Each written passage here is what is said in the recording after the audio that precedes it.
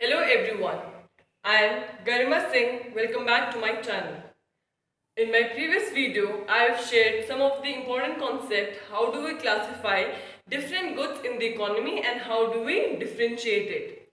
So this is all about some of the basic macroeconomics concept. Okay, so we'll be continuing the very second chapter in this video also, and today we'll understand the concept and the component of consumption expenditure.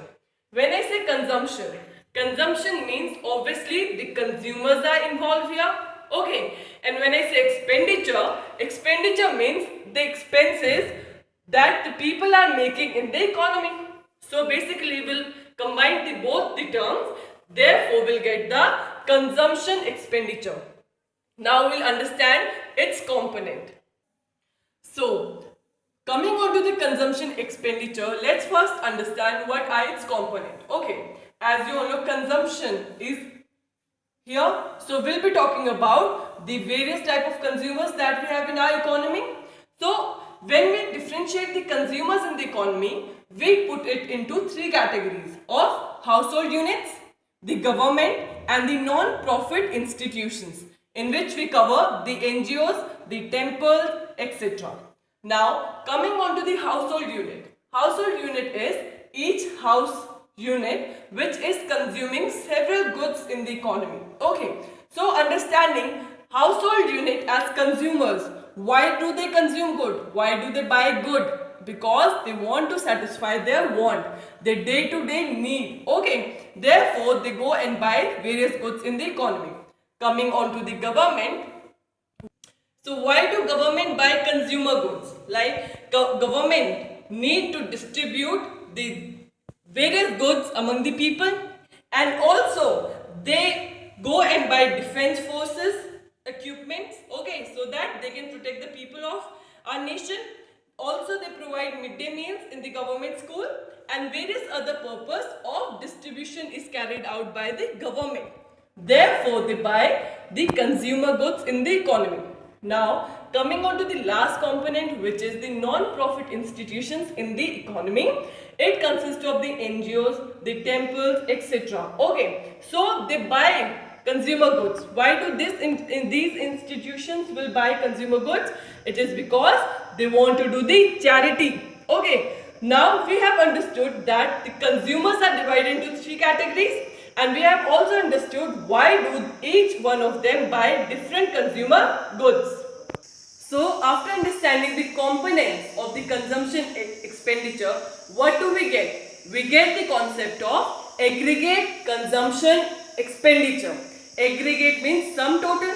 Therefore, when we'll add the expenditure by the household, expenditure by the government and expenditure by the non-profit institution, adding all the expenditure made by three units in the economy, that will give us the aggregate consumption expenditure.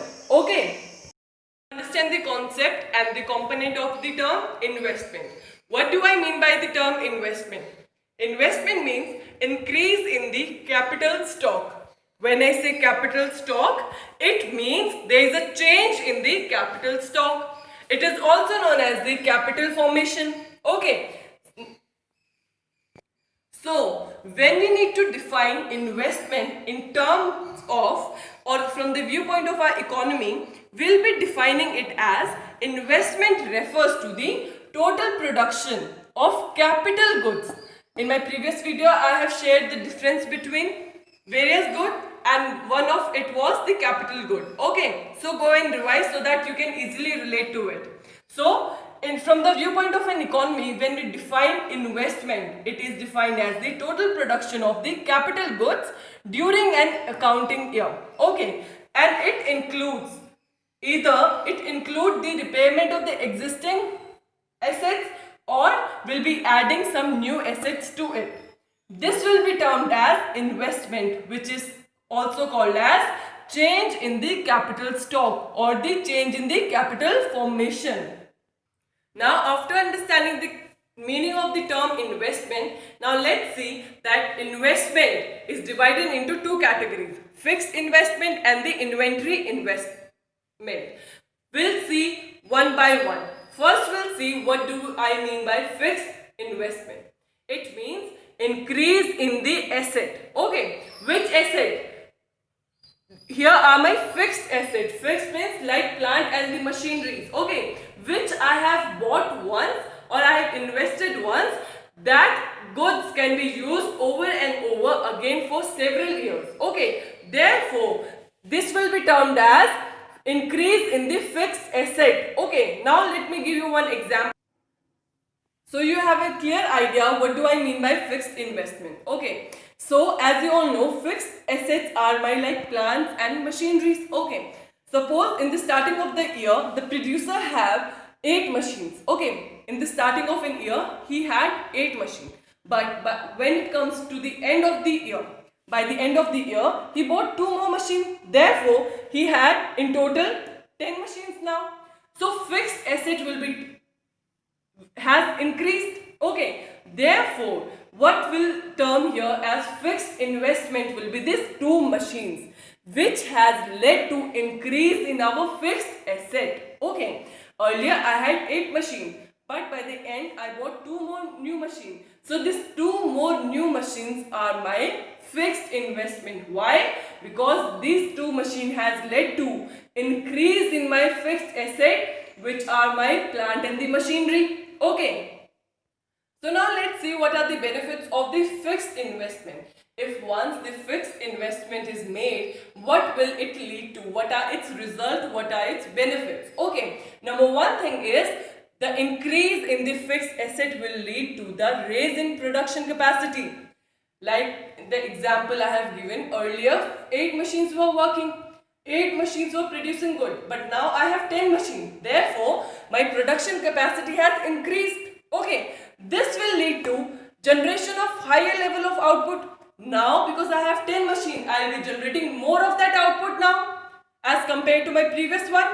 And this increase in level of output will further lead to the higher rate of economic growth in our economy. Okay, so this is why fixed investment plays an important role in the economy.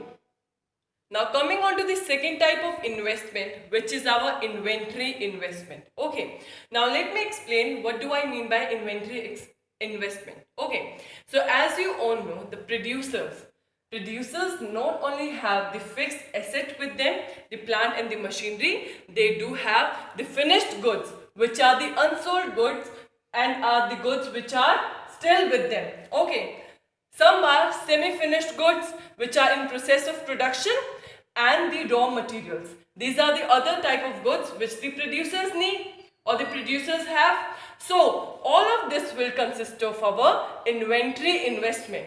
Therefore, inventory investment will be defined as the change in the inventory stock during an accounting year. जब हम किसी particular year की बात करते हैं, in that if there is change in the inventory stock, that will be termed as our inventory investment. So what are the benefit of inventory investment, like we have done in the case of fixed investment? Now coming to the benefits, we'll divide it into 2 parts. A in terms of raw materials and B in terms of finished good. So raw materials help the producers to meet their unlimited supply.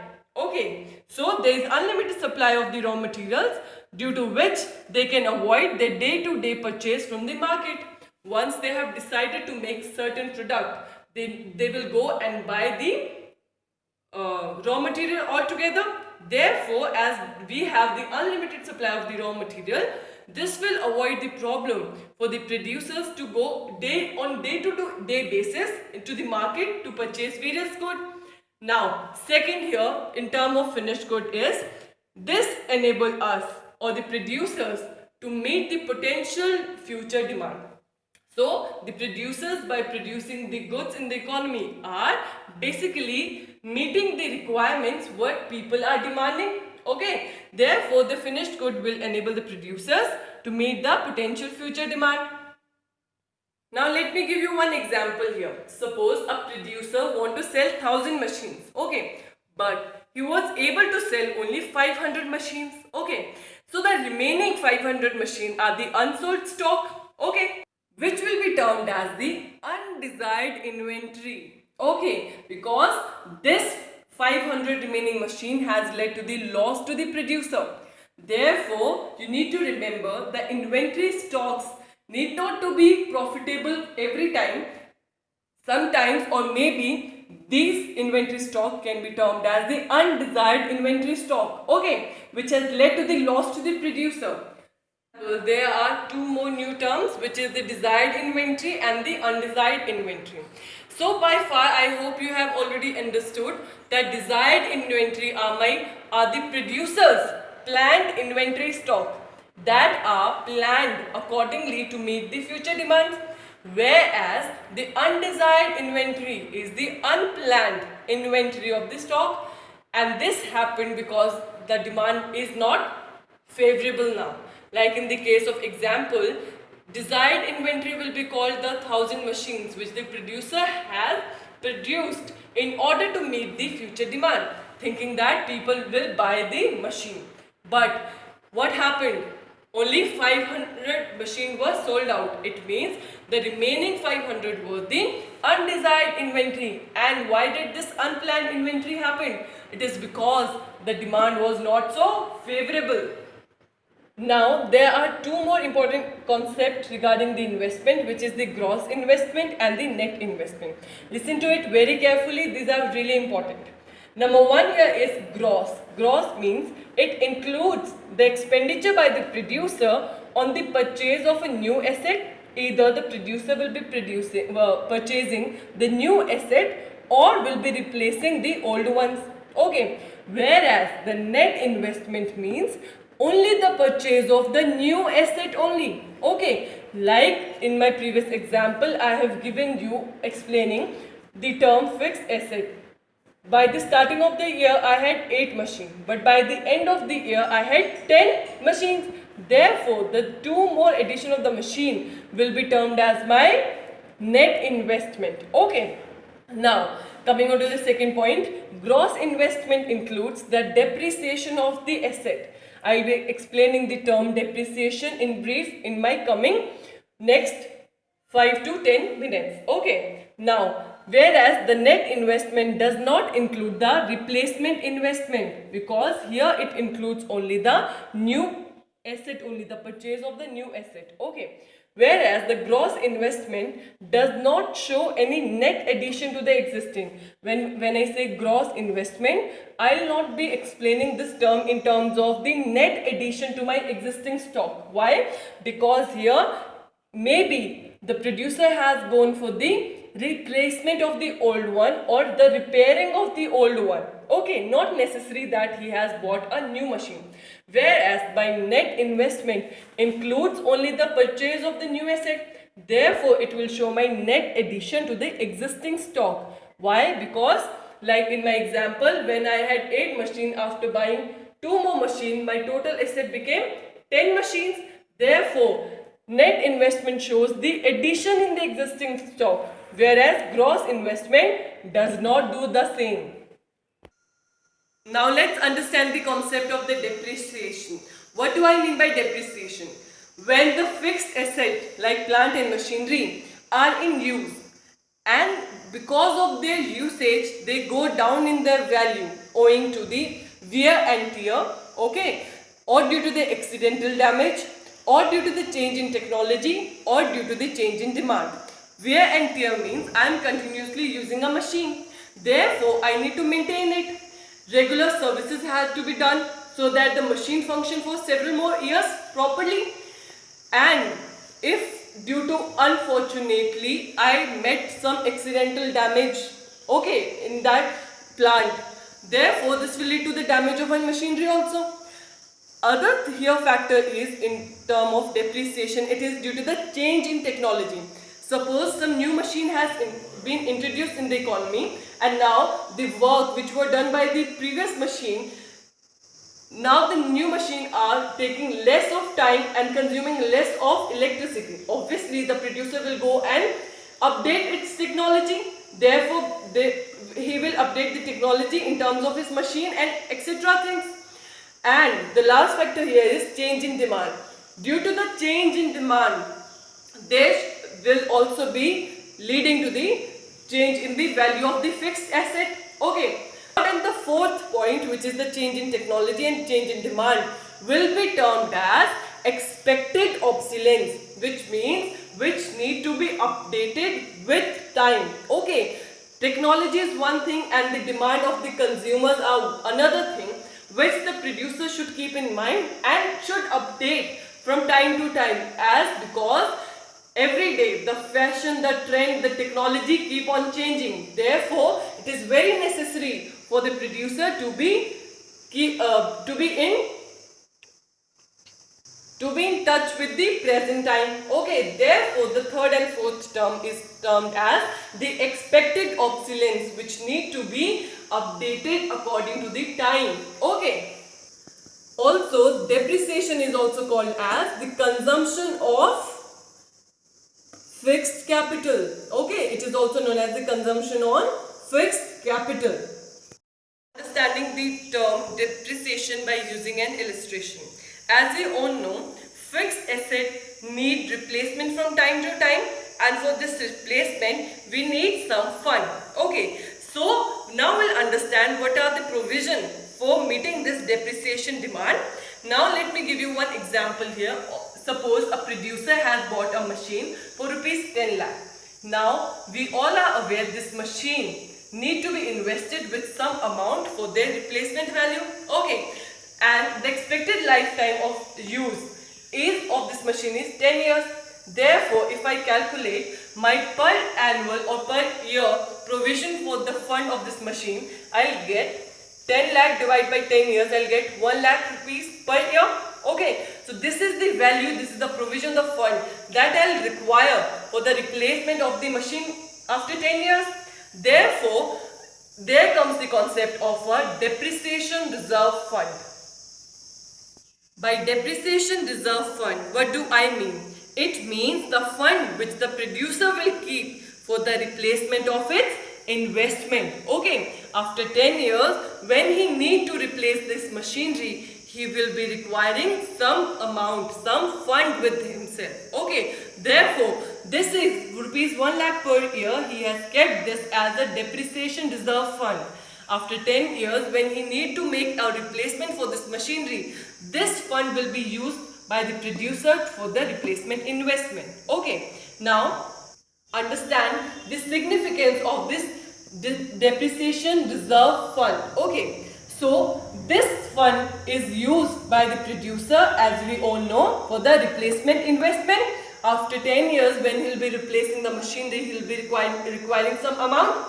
This is what the fund is. Now let's suppose if the producer has not kept any replacement fund with himself, so the overall investment will come down. Okay, there will be fall in the level of output, because the machine expected lifetime use was 10 years and 10 years is now completed. Therefore, the investment will come down, will lead to the fall in the output level, which will lead to the fall in the income and the employment level, which will ultimately bring the economy in the situation of an economic slowdown. Therefore, I hope you must have understand why it is important for the producers to keep the depreciation reserve fund. I am again repeating the meaning of the depreciation reserve fund. It is the fund kept by the producer for the replacement investment. For which replacement? For the fixed asset replacement, which he has invested in the form of plant or the machineries. So there are two more terms here, which is expected obsolescence and one is unexpected obsolescence. When I say obsolescence, it means the producer need to be keep in touch with the updated version of the technology and the demand. Okay, therefore expected obsolescence will be termed as it happened due to the change in technology or change in demand. This becomes the part of depreciation only, as we have done in the definition of depreciation. And when this expected obsolescence happened, these are managed by the depreciation reserve fund. Whereas when we talk about the unexpected obsolescence, it will cover our natural calamities or economic recession in the economy. This will form the part of the capital loss. Okay, and if this situation happened, this will be managed by the insurance which the producer had already made regarding this things. Just quickly revise the concept regarding the depreciation and the depreciation reserve fund. When I say depreciation, it means loss of the fixed asset in terms of wear and tear, accidental damage and the expected obsolescence, which includes the change in technology or change in demand. Whereas the depreciation reserve fund are the fund to cope up with the depreciation loss. Okay, so we'll define it as the fund or the provision of funds which are kept for the replacement of the fixed asset when these are worn out or when these become obsolete or outdated. Okay, so therefore we'll be requiring some fund to overcome this depreciation loss, which will be termed as depreciation reserve fund. That's it for today's video, guys. I hope you have understood the basic concept of macro. In my coming video, I'll be explaining the stock and flow concept and also the 4-sector economy. That's it. I am now signing off from the video. See you guys very soon. Thank you for watching.